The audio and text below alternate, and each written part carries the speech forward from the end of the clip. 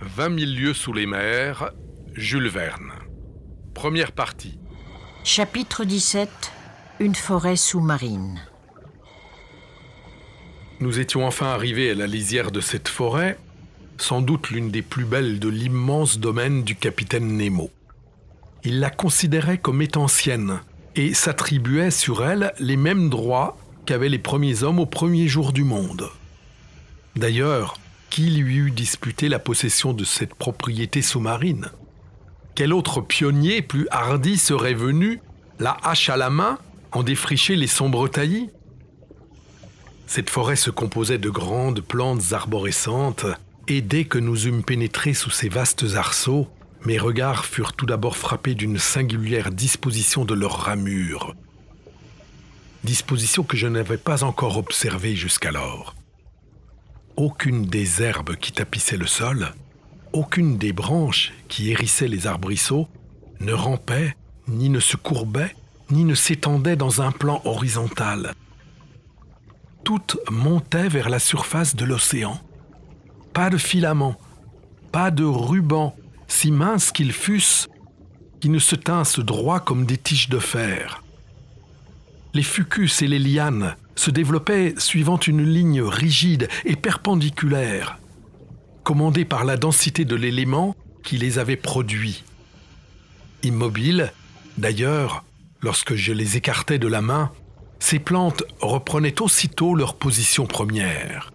C'était ici le règne de la verticalité. Vers 1h, le capitaine Nemo donna le signal de la halte. Je fus assez satisfait pour mon compte et nous nous étendîmes sous un berceau d'alarier dont les longues lanières amincies se dressaient comme des flèches. Cet instant de repos me parut délicieux. Il ne nous manquait que le charme de la conversation. Mais impossible de parler, impossible de répondre.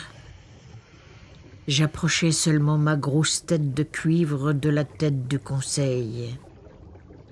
Je vis les yeux de ce brave garçon briller de contentement et en signe de satisfaction, il s'agita dans sa carapace de l'air le plus comique du monde. Après 4 heures de cette promenade, je fus très étonné de ne pas ressentir un violent besoin de manger. À quoi tenait cette disposition de l'estomac, je ne saurais le dire. Mais, en revanche, j'éprouvais une insurmontable envie de dormir, ainsi qu'il arrive à tous les plongeurs.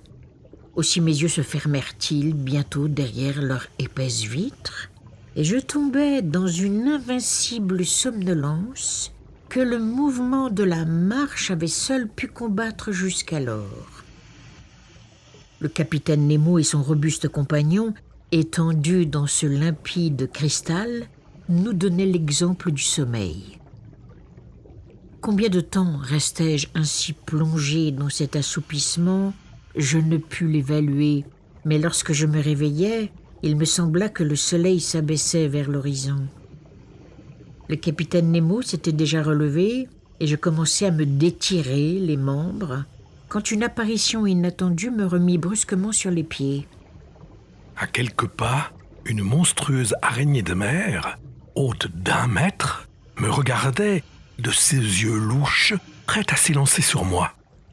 Quoique mon habit de scaphandre fût assez épais pour me défendre contre les morsures de cet animal, je ne pus retenir un mouvement d'horreur. Conseil et le matelot du Nautilus s'éveillèrent en ce moment. Le capitaine Nemo montra à son compagnon le hideux crustacé qu'un coup de crosse abattit aussitôt, et je vis les horribles pattes du monstre se tordre dans des convulsions terribles. Cette rencontre me fit penser que d'autres animaux, plus redoutables, devaient hanter ces fonds obscurs et que mon scaphandre ne me protégerait pas contre leurs attaques. Je n'y avais pas songé jusqu'alors et je résolus de me tenir sur mes gardes. Je supposais, d'ailleurs, que cette halte marquait le terme de notre promenade, mais je me trompais. Et, au lieu de retourner au Nautilus, le capitaine Nemo continua son audacieuse excursion. Le sol se déprimait toujours. et sa pente, s'accusant davantage, nous conduisit à de plus grandes profondeurs. Il devait être à peu près 3 heures quand nous atteignîmes une étroite vallée creusée entre 2 hautes parois à pic et située par 150 mètres de fond. Grâce à la perfection de nos appareils, nous dépassions ainsi de 90 mètres la limite que la nature semblait avoir imposée jusqu'ici aux excursions sous-marines de l'homme. Je dis 150 mètres, bien qu'aucun instrument ne me permît d'évaluer cette distance. Mais je savais que, même dans les mers les plus limpides, les rayons solaires ne pouvaient pénétrer plus avant. Or, précisément, l'obscurité devint profonde. Aucun objet n'était visible à 10 pas. Je marchais donc en tâtonnant quand je vis briller subitement une lumière blanche, assez vive. Le capitaine Nemo venait de mettre son appareil électrique en activité.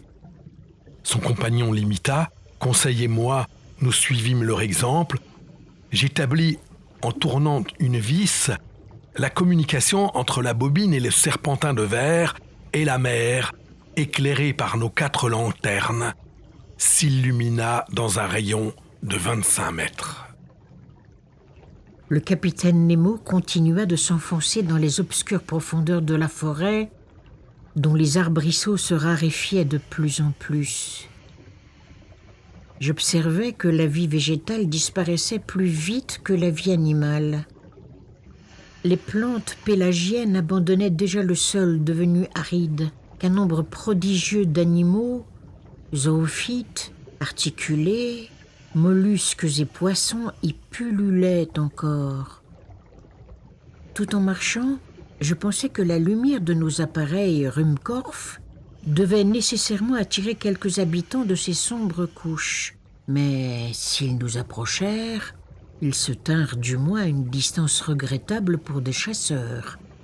Plusieurs fois, je vis le capitaine Nemo s'arrêter et mettre son fusil en joue. Puis, après quelques instants d'observation, il se relevait et reprenait sa marche. Enfin, vers 4 heures environ, cette merveilleuse excursion s'acheva. Un mur de rochers superbes et d'une masse imposante se dressa devant nous. Entassement de blocs gigantesques, énormes falaises de granit, creusées de grottes obscures, mais qui ne présentaient aucune rampe praticable. C'étaient les accords de l'île Crespo. C'était la terre. Le capitaine Nemo s'arrêta soudain. Un geste de lui nous fit faire halte, et si désireux que je fusse de franchir cette muraille, je dus m'arrêter. Ici finissaient les domaines du capitaine Nemo. Il ne voulait pas les dépasser. Au-delà, c'était cette portion du globe qu'il ne devait plus fouler du pied. Le retour commença. Le capitaine Nemo avait repris la tête de sa petite troupe, se dirigeant toujours sans hésiter. Je crus voir que nous ne suivions pas le même chemin pour revenir au Nautilus. Cette nouvelle route, très raide et par conséquent très pénible, nous rapprocha rapidement de la surface de la mer. À 10 mètres de profondeur, nous marchions au milieu d'un essaim de petits poissons de toute espèce, plus nombreux que les oiseaux dans l'air, plus agiles aussi, mais aucun gibier aquatique digne d'un coup de fusil ne s'était encore offert à nos regards. En ce moment, je vis l'arme du capitaine, vivement épaulée, suivre entre les buissons un objet mobile. Le coup partit, j'entendis un faible sifflement et un animal retomba, foudroyé, à quelques pas. C'était une magnifique loutre de mer, une énidre, le seul quadrupède qui soit exclusivement marin. Cette loutre, longue d'1,50 m, devait avoir un très grand prix. Sa peau, d'un brun marron en dessous, faisait une de ces admirables fourrures si recherchées sur les marchés russes et chinois. La finesse et le lustre de son poil lui assuraient une valeur minimum de 2000 francs. J'admirais fort ce curieux mammifère à la tête arrondie et orné d'oreilles courtes, aux yeux ronds, aux moustaches blanches et semblables à celles du chat, aux pieds palmés et inguiculés, à la queue touffue. Ce précieux carnassier, chassé et traqué par les pêcheurs, devient extrêmement rare et il s'est principalement réfugié dans les portions boréales du Pacifique où, vraisemblablement, son espèce ne tardera pas à s'éteindre. Le compagnon du capitaine Nemo vint prendre la bête, la chargea sur son épaule et l'on se remit en route. Franchement, je n'en pouvais plus quand j'aperçus une vague lueur qui rompait, à un 2000 l'obscurité des eaux. C'était le fanal du Nautilus.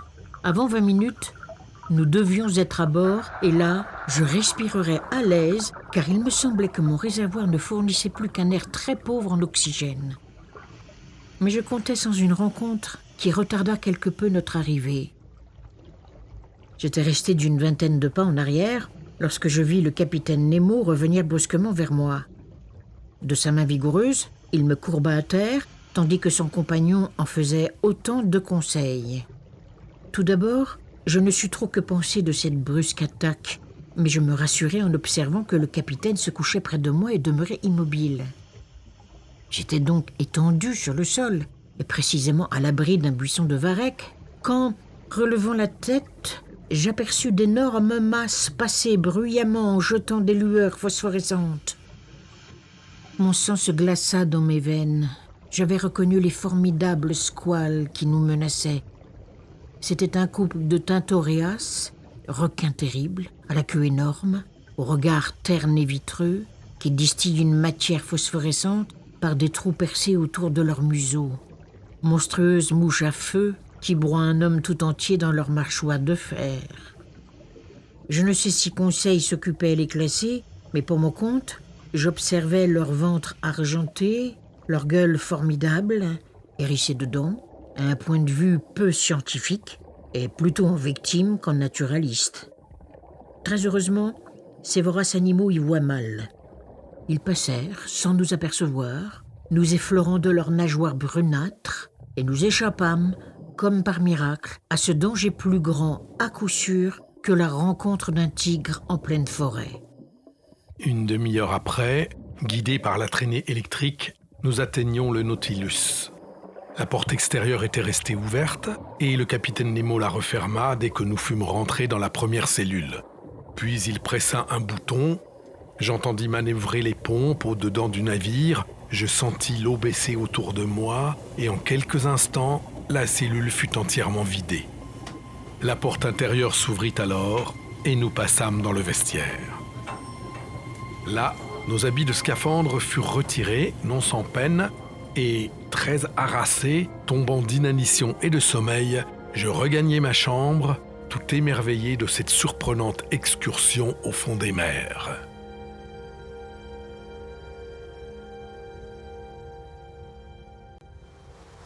Chapitre 18 4000 lieues sous le Pacifique. Le lendemain matin, 18 novembre, j'étais parfaitement remis de mes fatigues de la veille et je montais sur la plateforme au moment où le second du Nautilus prononçait sa phrase quotidienne. Il me vint alors à l'esprit qu'elle se rapportait à l'état de la mer, ou plutôt qu'elle signifiait « nous n'avons rien en vue ». Et en effet, l'océan était désert, pas une voile à l'horizon. Les hauteurs de l'île Crespo avaient disparu pendant la nuit. La mer, absorbant les couleurs du prisme, à l'exception des rayons bleus, réfléchissait ceux-ci dans toutes les directions et revêtait une admirable teinte d'indigo. Une moire, à larges raies, se dessinait régulièrement sur les flots onduleux. J'admirais ce magnifique aspect de l'océan quand le capitaine Nemo apparut. Il ne sembla pas s'apercevoir de ma présence et commença une série d'observations astronomiques. Puis, son opération terminée, il alla s'accouder sur la cage du fanal et ses regards se perdirent à la surface de l'océan. Cependant, une vingtaine de matelots du Nautilus, tous gens vigoureux et bien constitués, étaient montés sur la plateforme. Ils venaient retirer les filets qui avaient été mis à la traîne pendant la nuit. Ces marins appartenaient évidemment à des nations différentes, bien que le type européen fût indiqué chez tous. Je reconnus, à ne pas me tromper, des Irlandais, des Français, quelques Slaves, un Grec ou un Candiote. Du reste, ces hommes étaient sobres de parole et n'employaient entre eux que ce bizarre idiome dont je ne pouvais pas même soupçonner l'origine. Aussi, je dus renoncer à les interroger. Les filets furent halés à bord, c'étaient des espèces de chaluts, semblables à ceux des côtes normandes, vastes poches qu'une vergue flottante et une chaîne transfilée dans les mailles inférieures tiennent entr'ouvertes. Ces poches, ainsi traînées sur leur gantier de fer, balayaient le fond de l'océan et ramassaient tous ces produits sur leur passage. Ce jour-là, ils ramenèrent de curieux échantillons de ces parages poissonneux, des lofis auxquels leurs mouvements comiques ont valu le qualificatif d'histrions, des commerçons noirs munis de leurs antennes, des balistes ondulés entourés de bandelettes rouges, des tétrodons croissants dont le venin est extrêmement subtil, quelques lamproies olivâtres, des macrorhynques couverts d'écailles argentées, des trichures dont la puissance électrique est égale à celle du gymnote et de la torpille, des notoptères écailleux à bandes brunes et transversales, des gades verdâtres, plusieurs variétés de gobies, enfin, quelques poissons de proportions plus vastes que la rapidité de leur marche n'avait pu sauver du chalut. J'estimais que ce coup de filet rapportait plus de 1000 livres de poissons. C'était une belle pêche, mais non surprenante. En effet, ces filets restent à la traîne pendant plusieurs heures et enserrent dans leur prison de fil tout un monde aquatique. Nous ne devions donc pas manquer de vivres d'une excellente qualité que la rapidité du Nautilus et l'attraction de sa lumière électrique pouvaient renouveler sans cesse. Ces divers produits de la mer furent immédiatement affalés par le panneau vers les cambuses, destinés les uns à être mangés frais, les autres à être conservés. La pêche finie, la provision d'air renouvelée, je pensais que le Nautilus allait reprendre son excursion sous-marine et je me préparais à regagner ma chambre quand, se tournant vers moi, le capitaine Nemo me dit, sans autre préambule: « Voyez cet océan, monsieur le professeur. N'est-il pas doué d'une vie réelle? N'a-t-il pas ses colères et ses tendresses? Hier, il s'est endormi comme nous, et le voilà qui se réveille après une nuit paisible. » Ni bonjour ni bonsoir. Ne t'ont pas dit que cet étrange personnage continuait avec moi une conversation déjà commencée? Regardez, il s'éveille sous les caresses du soleil. Il va revivre de son existence diurne. C'est une intéressante étude que de suivre le jeu de son organisme. Il possède un pouls, des artères, il a ses spasmes. Et je donne raison à ce savant Maury qui a découvert en lui une circulation aussi réelle que la circulation sanguine chez les animaux. Il est certain que le capitaine Nemo n'attendait de moi aucune réponse. Et il me parut inutile de lui prodiguer les « évidemment », les « à coup sûr » et les « vous avez raison ». Il se parlait plutôt à lui-même, prenant de long temps entre chaque phrase. C'était une méditation à voix haute. Oui, l'océan possède une circulation véritable. Et pour la provoquer, il a suffi au créateur de toute chose de multiplier en lui le calorique, le sel et les animalcules. Le calorique, en effet, crée des densités différentes, qui amènent les courants et les contre-courants. L'évaporation, nulle aux régions hyperboréennes, très active dans les zones équatoriales, constitue un échange permanent des eaux tropicales et des eaux polaires. En outre, j'ai surpris ces courants de haut en bas et de bas en haut qui forment la vraie respiration de l'océan. J'ai vu la molécule d'eau de mer échauffer à la surface, redescendre vers les profondeurs, atteindre son maximum de densité à 2 degrés au-dessous de zéro, puis se refroidissant encore, devenir plus légère et remonter. Vous verrez au pôle les conséquences de ce phénomène et vous comprendrez pourquoi, par cette loi de la prévoyante nature, la congélation ne peut jamais se produire qu'à la surface des eaux.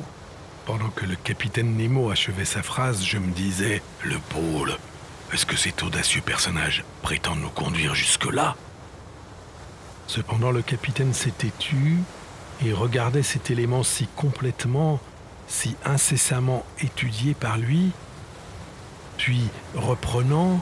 Les sels sont en quantité considérable dans la mer, monsieur le professeur. Et si vous enleviez tous ceux qu'elle contient en dissolution, vous en feriez une masse de 4,5 millions de lieues cubes qui, étalée sur le globe, formerait une couche de plus de 10 mètres de hauteur. Et ne croyez pas que la présence de ces sels ne soit due qu'à un caprice de la nature.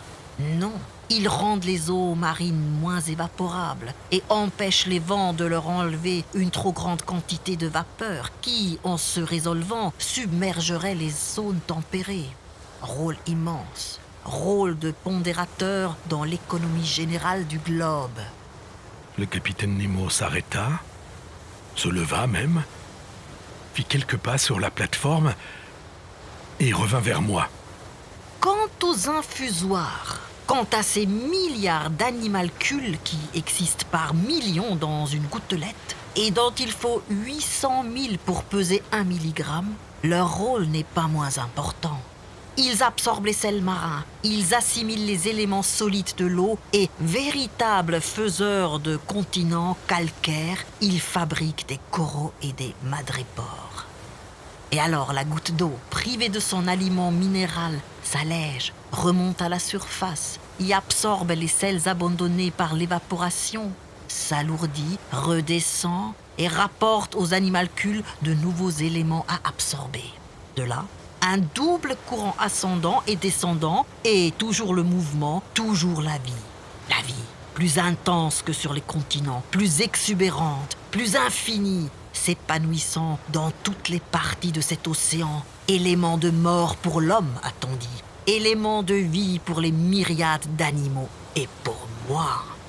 Quand le capitaine Nemo parlait ainsi, il se transfigurait et provoquait en moi une extraordinaire émotion. Aussi, là est la vraie existence.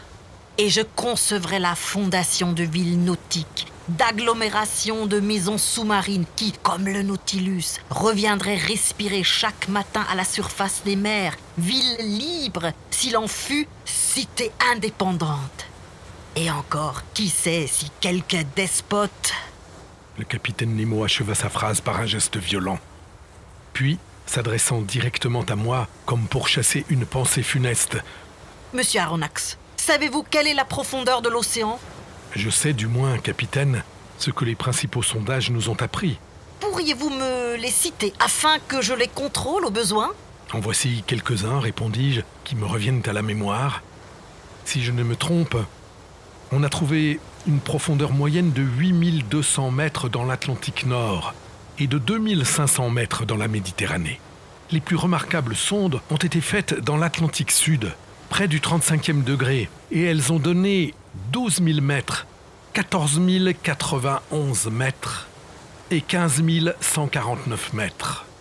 En somme, on estime que si le fond de la mer était nivelé, sa profondeur moyenne serait de 7 km environ. Bien, monsieur le professeur. Nous vous montrerons mieux que cela, je l'espère. Quant à la profondeur moyenne de cette partie du Pacifique, je vous apprendrai qu'elle est seulement de 4000 mètres. Ceci dit, le capitaine Nemo se dirigea vers le panneau et disparut par l'échelle. Je le suivis et je regagnai le grand salon. L'hélice se mit aussitôt en mouvement et le loch accusa une vitesse de 20 000 à l'heure. Pendant les jours, pendant les semaines qui s'écoulèrent, le capitaine Nemo fut très sobre de visite. Je ne le vis qu'à de rares intervalles. Son second faisait régulièrement le point que je trouvais reporté sur la carte, de telle sorte que je pouvais relever exactement la route du Nautilus. Conseil et Land passaient de longues heures avec moi. Conseil avait raconté à son ami les merveilles de notre promenade et le Canadien regrettait de ne nous avoir point accompagnés. Mais j'espérais que l'occasion se représenterait de visiter les forêts océaniennes. Presque chaque jour, pendant quelques heures, les panneaux du salon s'ouvraient et nos yeux ne se fatiguaient pas de pénétrer les mystères du monde sous-marin. La direction générale du Nautilus était sud-est et il se maintenait entre 100 mètres et 150 mètres de profondeur. Un jour, cependant, par je ne sais quel caprice, entraîné diagonalement au moyen de ses plans inclinés, il atteignit les couches d'eau situées par 2000 mètres. Le thermomètre indiquait une température de 4,25 centigrades, température qui, sous cette profondeur, paraît être commune à toutes les latitudes. Le 26 novembre, à 3 heures du matin, le Nautilus franchit le tropique du Cancer par 172 degrés de longitude. Il coupa l'équateur le 1er décembre par 142 degrés de longitude et le 4 du même mois, après une rapide traversée que ne signala aucun incident, nous eûmes connaissance du groupe des Marquises. Ce fut pendant la nuit du 9 au 10 décembre que le Nautilus rencontra cette armée de mollusques qui sont particulièrement nocturnes. On pouvait les compter par millions. Ils émigraient des zones tempérées vers les zones plus chaudes, en suivant l'itinéraire des harengs et des sardines. Nous les regardions à travers les épaisses vitres de cristal, nageant à reculons avec une extrême rapidité, se mouvant au moyen de leurs tubes locomoteurs, poursuivant les poissons et les mollusques, mangeant les petits, manger des gros et agitant dans une confusion indescriptible les 10 pieds que la nature leur a implantés sur la tête comme une chevelure de serpent pneumatique. Le Nautilus, malgré sa vitesse, navigua pendant plusieurs heures au milieu de cette troupe d'animaux et ses filets en ramenèrent une innombrable quantité où je reconnus les 9 espèces que d'Orbigny a classées pour l'océan Pacifique. On le voit, pendant cette traversée, la mer prodiguait incessamment ses plus merveilleux spectacles. Elle les variait à l'infini. Elle changeait son décor et sa mise en scène pour le plaisir des yeux, et nous étions appelés non seulement à contempler les œuvres du Créateur au milieu de l'élément liquide, mais encore à pénétrer les plus redoutables mystères de l'océan. Pendant la journée du 11 décembre, j'étais occupé à lire dans le grand salon.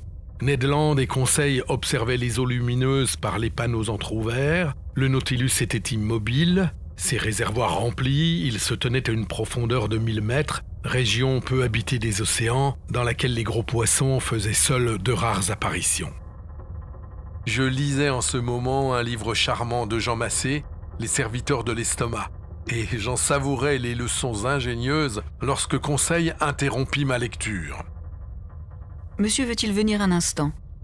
Qu'y a-t-il donc, Conseil? Que monsieur regarde. Je me levai, j'allai m'accouder devant la vitre, et je regardais.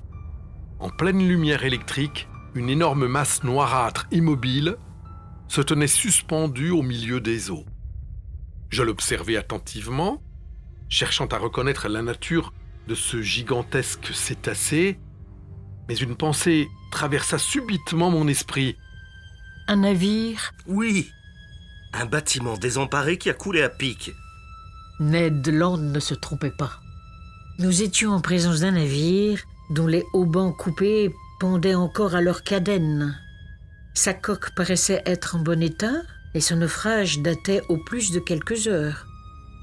3 tronçons de mât, rasés à 2 pieds au-dessus du pont, indiquaient que ce navire engagé avait dû sacrifier sa mâture.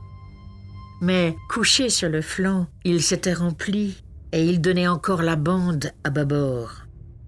Triste spectacle que celui de cette carcasse perdue sous les flots, mais plus triste encore la vue de son pont où quelques cadavres, amarrés par des cordes, gisaient encore.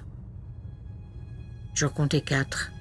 4 hommes, dont l'un se tenait debout, au gouvernail, puis une femme, à demi sortie par la claire-voie de la dunette, et tenant un enfant dans ses bras. Cette femme était jeune. Je pus reconnaître, vivement éclairée par les feux du Nautilus, ses traits que l'eau n'avait pas encore décomposés. Dans un suprême effort, elle avait élevé au-dessus de sa tête son enfant, pauvre petit être dont les bras enlaçaient le cou de sa mère. L'attitude des 4 marins me parut effrayante, tordus qu'ils étaient dans des mouvements convulsifs, et faisant un dernier effort pour s'arracher des cordes qui les liaient au navire. Seul, plus calme, la face nette et grave, ses cheveux grisonnants collés à son front, la main crispée à la roue du gouvernail, le timonier semblait encore conduire son 3-mâts naufragé à travers les profondeurs de l'océan. Quelle scène! Nous étions muets, le cœur palpitant, devant ce naufrage pris sur le fait, et pour ainsi dire, photographié à sa dernière minute. et je voyais déjà s'avancer, l'œil en feu, d'énormes squales, attirés par cet appât de chair humaine. Le Nautilus, évoluant, tourna autour du navire submergé et, un instant, je pus lire sur son tableau d'arrière « Florida, Sunderland ». Chapitre 19 « Le détroit de Torres ». Pendant la nuit du 27 au 28 décembre, le Nautilus abandonna les parages de Vanikoro avec une vitesse excessive. Sa direction était sud-ouest et en 3 jours, il franchit les 750 lieues qui séparent le groupe de la Pérouse de la pointe sud-est de la Papouasie.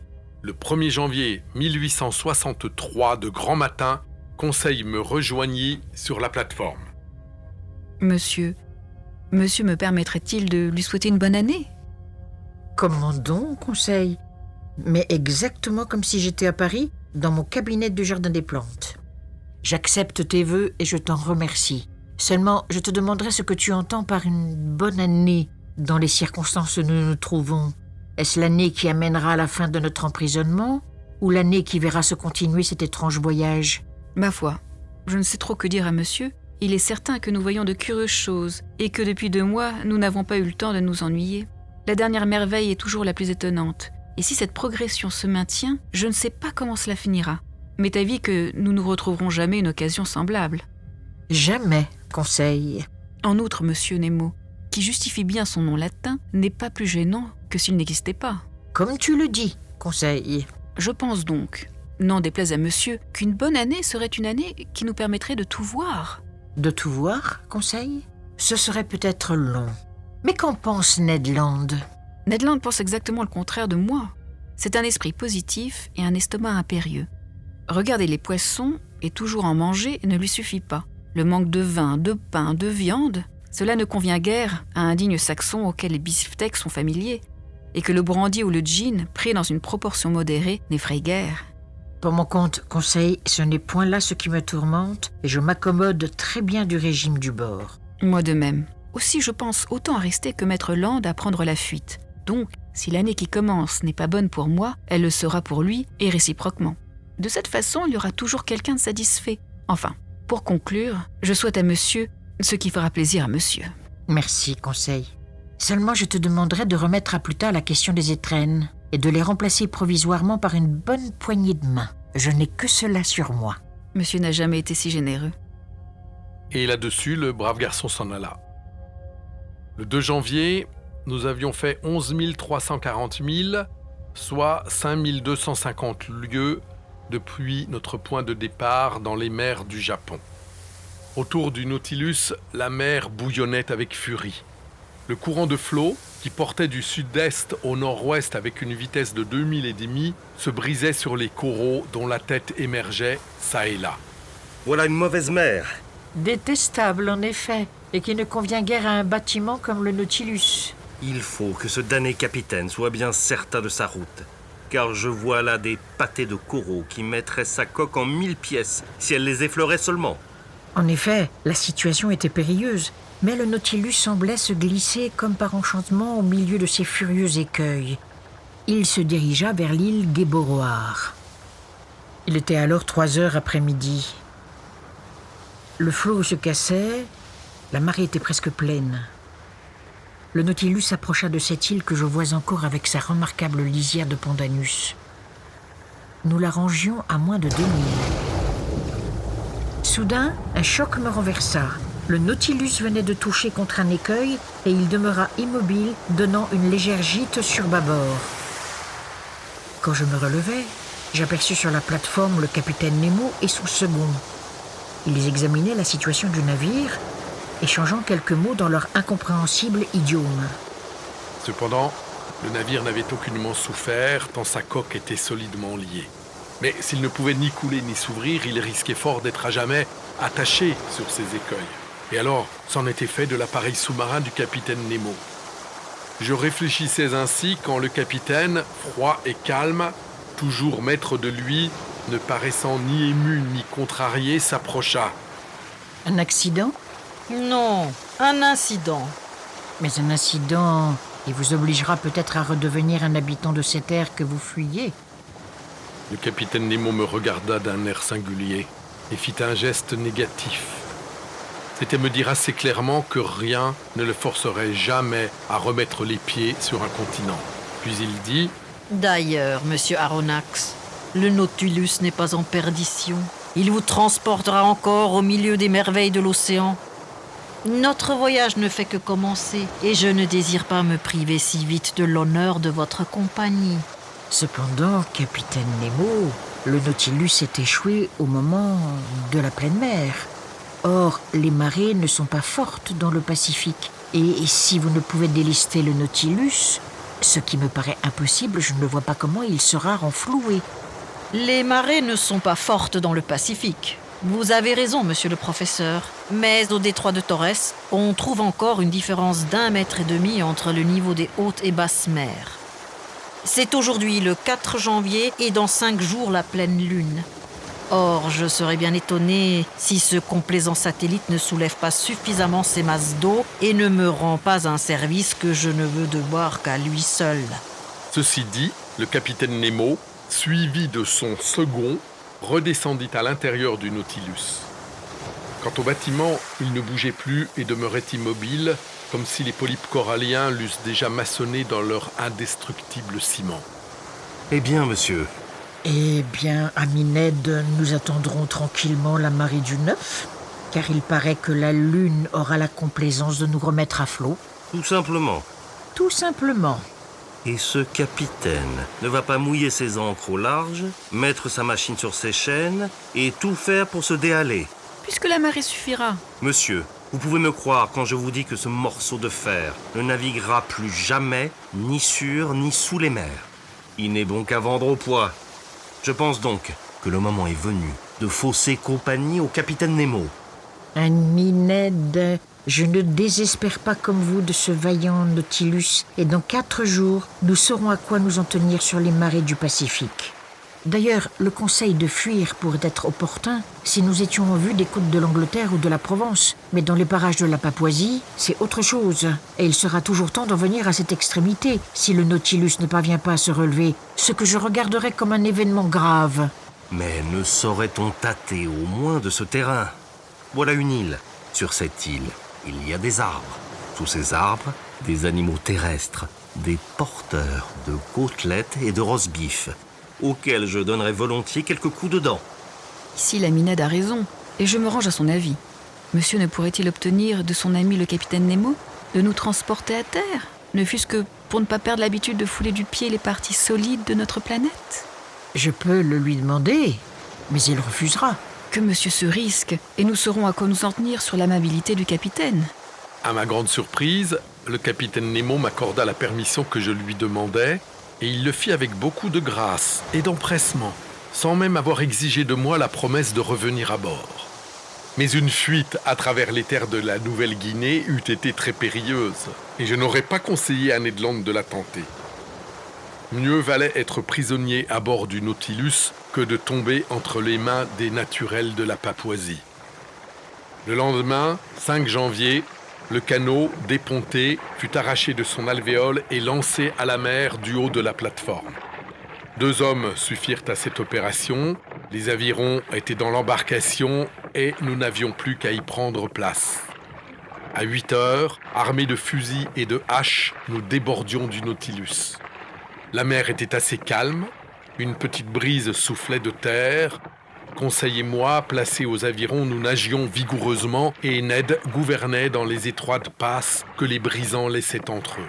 Le canot se maniait bien et filait rapidement. Ned Land ne pouvait contenir sa joie. C'était un prisonnier échappé de sa prison et il ne songeait guère qu'il lui faudrait y rentrer.